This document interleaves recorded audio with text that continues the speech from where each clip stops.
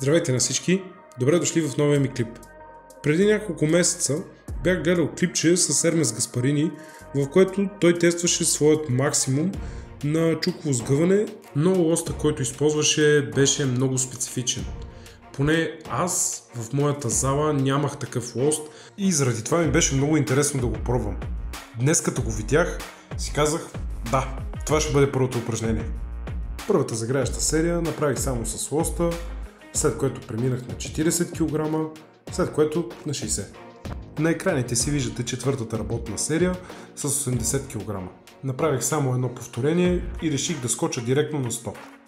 По принцип вече избягвам да правя максове на каквото и да е, но днес се почувствах много уверен, усетих упражнението наистина естествено и натурално.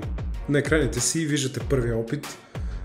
Той беше неуспешен, тъй като не успях да взема хубава позиция, защото още в самото начало закачих предпазителя и това ме разконцентрира страшно много.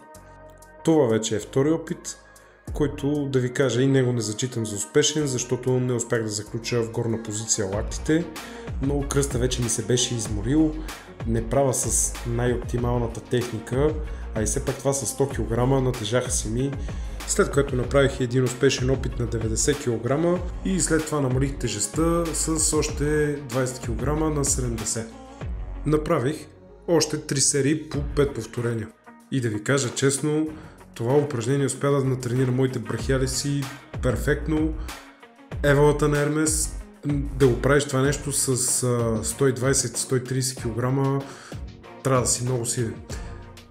Това е всичко за днешния клип. Препоръчвам ви упражнението, ако имате такъв лост, пробвайте го. Stay strong and love arm wrestling.